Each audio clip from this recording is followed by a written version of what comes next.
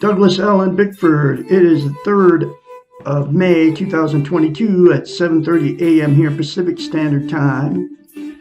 Broadcasting live out of my 105-year-old house in my hometown of Klamath Falls, Oregon, in the beautiful United States of America.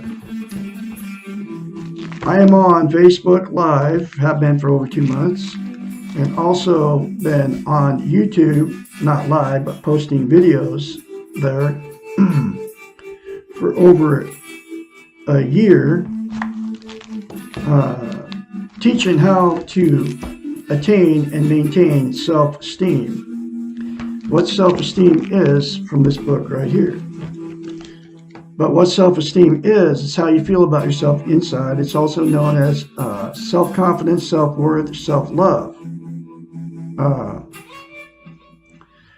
What the two words mean is, because most people don't know what self-esteem means, that's because nobody's teaching it. What it means is, we've all been in romantic relationships, okay? When you first meet that person, whether it's a man or a woman, you know how that good feeling you got? Both of you have it, okay, towards each other. You're bragging to all your friends. You're on cloud nine. Both of you are. You met the love of your life, you know, your soulmates. It's going to be your last relationship. You make oaths to each other. It's the last kiss, you know, it's the last love. That's it. That's what you think in that good, when that feel good happens in that relationship. You've all been there. I've been in it many times. But what self-esteem is, self-love, self-worth, self-confidence, is that same good feeling towards yourself. And psychiatrist Dr. Susanna McMahon came up with a concept to give you that good feeling towards yourself, which is what is known as self-esteem, self-love, self-confidence, self-worth, okay? And she did it because she's a psychiatrist. She went to school for 10 years to get her PhD in psychology to become a psychiatrist. So she knows how the brain works. So she knows what she's talking about. And she came up with the concept. 30 years ago, this book was written. And every chapter in it talks about how we've been taught and trained not to have a healthy mind, and not to have self-love, self-esteem, self-worth, self-confidence. That's why nobody's teaching it, because they don't want us to have it. She calls it the Western training model. I call it the government and the television and the radios and the churches in the States teaching us to have unhealthy minds. She knew that 30 years ago, okay? She's 73, lives in Madrid, Texas with her husband. I don't know what she's doing. All I know is she was a therapist and a counselor for many years out of her life. There's nothing you can find out about her on the internet. A little bit, just what I just told you. But anyway, she came up with mirror therapy because she knew that her clients that would hire her to fix up their messed up minds as a psychiatrist, she knew they didn't have self-esteem. And in order to get a healthy mind, you have to have self-esteem. It's critical that you love yourself to fix your unhealthy mind. Okay, and she knew this. That's why she came up with this very simple concept. It's called mirror therapy. You look at yourself in the mirror, you say 4 things. You say, I love you. I love my inner child. I'm worthy to love and worthy to be loved. And I'm full of goodness. I love Douglas Bickford. I love my inner child. I'm worthy to be loved, worthy to love. I'm full of goodness. Less than 10 seconds, folks, will change your life if you do it and you keep doing it. And that's why she came up with that concept to give them self-esteem on steroids, and it works. Because I do it daily, and I have for well over a year now. Okay. And that's why I'm very confidently, because I have self-confidence now, spreading her message that we're all full of goodness. And to realize that, you have to have self-esteem. Okay. We weren't born bad like all the religious books and all that tell us. We were born with goodness, and we will go out with goodness if we can accept it and don't fight against it. Okay, that you're full of goodness. And that's self-esteem, attaining self-esteem by those 4 things to yourself in the mirror will make you realize that you're full of goodness. Okay. But anyway, so the reason self-esteem is so important to have, right, is you can't love without it. You can't be loved without it. And you also cannot be content. What content is, you feel good about how, where, and what you are. It's also known as internal peace. There's 10 things that people are using to try to be content. And they are all externals. They're not within yourself, and they're out of your control. Okay? Drugs, alcohol, sex, food, gambling, television, religion, another person, material possessions, or money. That 10 things are all, like I said, known as externals.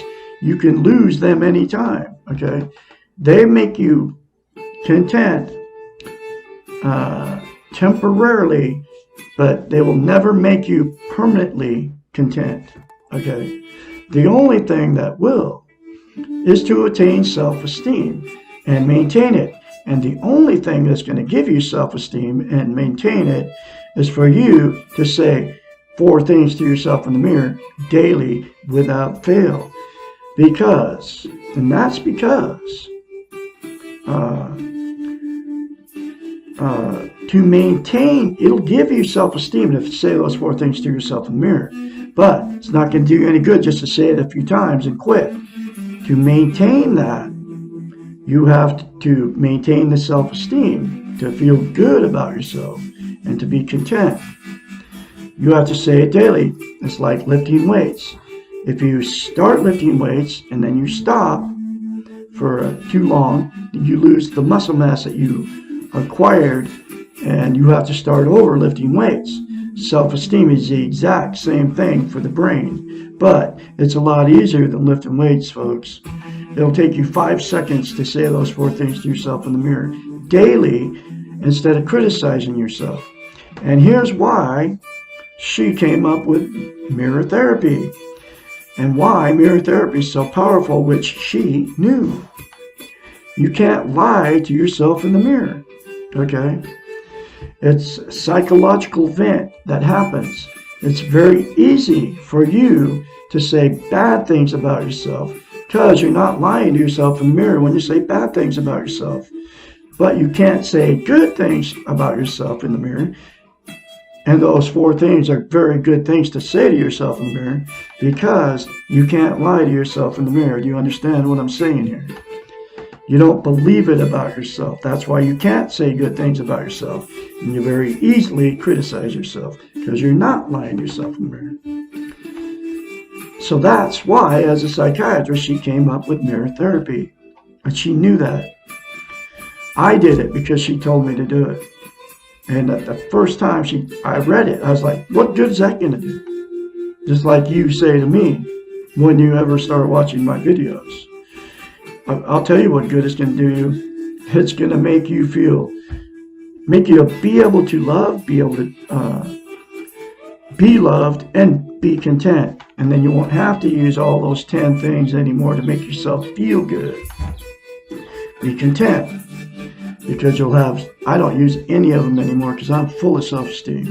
And that's why I'm very confidently, like I said, keep spreading her message. So, I've been going, but now the other thing is, can't be content without, but you also can't be loved and loved. And I got to point this out, because what happens with two people that don't have self-esteem, that either marry or just get together, right? The relationship will become toxic, because we attract exactly what we are. You'll get with somebody that doesn't have self-esteem if you don't have it. The only way to get a healthy relationship is to have self-esteem, which is self-love, before you ever get in a relationship. Then you'll meet somebody just like you. But anyway, what happens with two people without self-esteem, there's three things. The relationship will become toxic. It may take a little while, but when that good feeling goes away, then the fights, and this without self-esteem, the fights and the arguments, the disagreements, the drinking, the drug use, the cheating, the lying to each other, all of it starts to happen after that good feeling goes away, because when you got together, you thought the good feeling meant you were in love, okay? But you weren't in love, because you can't love without self-esteem, and you can't be loved. So the person that you were with doesn't love you, because they can't love you, just like you can't love them, and you can't receive their love, because you don't have self-love, self-esteem, right? So what happens is the relationship becomes toxic, and then you'll split up, either divorce or you'll just go your way, different ways, right? Then both of you go blame it on the other person, your friends and family, because you want them on your side, because nobody wants to take fault, accept the fault that they might have had something to do with it. And I've done all this stuff. And it makes you feel better to have your family and friends, he was bad or she was bad, right? And both people do that. Then what happens is those two people will go jump in another relationship. They call it relationship jumping. That's why I've been married 4 times, because I'm a relationship jumper. Okay? And then in the new relationship without self-esteem, the exact same thing will happen. And that's why you've been married more than once. And this is the first time anybody's ever told you any of this. Okay? So the second thing that will happen in toxic relationships with no self-esteem, the people will stay together forever, because they don't want to be a failure, they don't want to be alone, and they don't want to get judged, condemned, and criticized by their friends and family and church members and all that stuff. So they'll stick it out in a toxic relationship forever. I know many people that are doing it. And then everything gets swept under the rug, all the abuse. And then the kids become dysfunctional, then they marry people, and the cycle just continues, okay? And there's a lot of that going on too. And then the last thing that will happen because of toxic relationships and two people with no self-esteem, two people will just go, screw it. I'm never going to be here with anybody again, because I can't get along with anybody. And it's really, none of this is anybody's fault. It's the fact that nobody's ever taught you how to get self-love, self-esteem, self-worth, self-confidence, because they don't want us to have it. I'm the absolute only one teaching you how to get it, or teaching how to get it,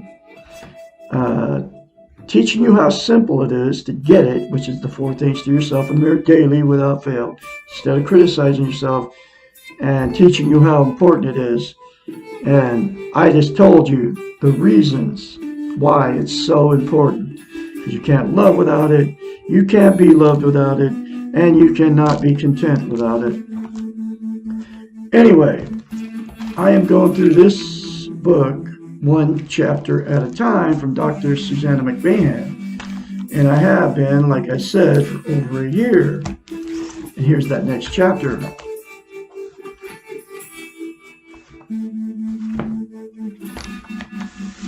Lesson number 68. Actually, it's all called lessons. I just call it a chapter because that's what I've been calling it. But it's lessons. Why can't I fall in love with the right person? Often in our relationships with others, we mirror what is going on in our relationships with ourselves. If we are not secure with ourselves, we will fall in love with those who do not love us. Just like I just said. If we do not believe that we are worthy of being loved, we will not be attracted to those who do love us. We are attracted to what we think we deserve. If we think we deserve to be punished, even at the unconscious level, we will find someone who is destructive to us. Whatever we really feel about ourselves will tend to be reflected by our relationships. If we feel positive and good about ourselves, we will have relationships with people who feel good about themselves and about us. If we are negative, our relationships will reflect the negativity. We do indeed reap what we sow. Looking for the right person is a case in futility. There is no one right person except for you with yourself. Statistically, there are thousands of people that you're compatible with. The secret to finding them is to be compatible with yourself. Then and only then will healthy others appear. Stop having expectations about what the other person will look like and do for you. Instead, focus on what you look like, what you are, and what you will do for yourself. Stop looking. Enjoy your own company. Practice being okay without a relationship. It is never easier to learn self-esteem and practice it when you are alone. If you are used to taking care of yourself, to filling your own needs, then the challenge of being in a relationship will not be overwhelming. If you cannot take care of yourself when you're alone, it will be much more difficult to learn to take care of yourself when you're involved with someone else. Most of us become aware of learning about self-esteem after we are in a relationship. While it is less complicated to practice self-esteem on our own, we do not have to leave the relationship in order to learn to take care of ourselves. But we do have to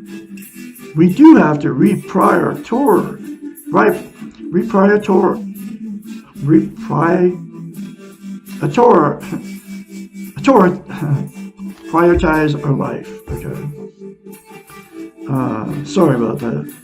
What we will do for ourselves and what we will give up for the relationship. This does not have to be a negative thing for our relationships. Taking care of ourselves can be a positive thing in our relationships. We become good role models for others. Loving yourself does not mean that everyone else will love you. Once you love yourself, it becomes easier to accept that others do not love you, just as yourself do not love everyone you know. Others have the same right with you. Do not waste your time and energy on those who do not care about you. There are enough people around who do care for you to focus on. And if you feel that there is no one else who loves you, then you owe it yourself to care for yourself more. Relationships are about balance, not about rights and obligations. Relationships are about challenge and stimulation, not about comfort. Relationships are about expansion and growth, not about standing still or staying put. Rather, they are about allowing each other to change and letting go. The best relationships are those in which both people let each other be. We can love ourselves unconditionally, and we can practice trying to love our partner unconditionally.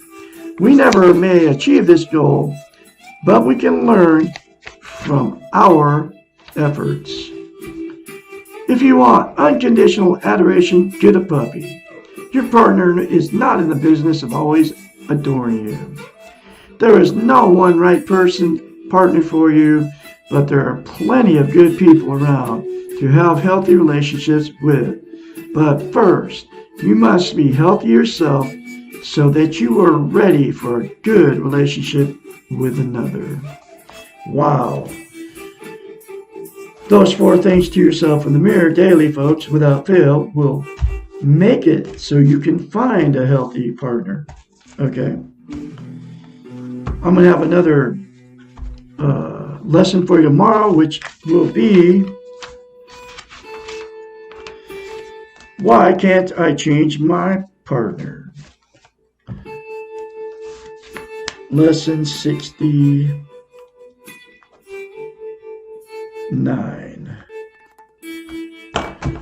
I can be your mentor when you start going through this change. You all have a great day out there.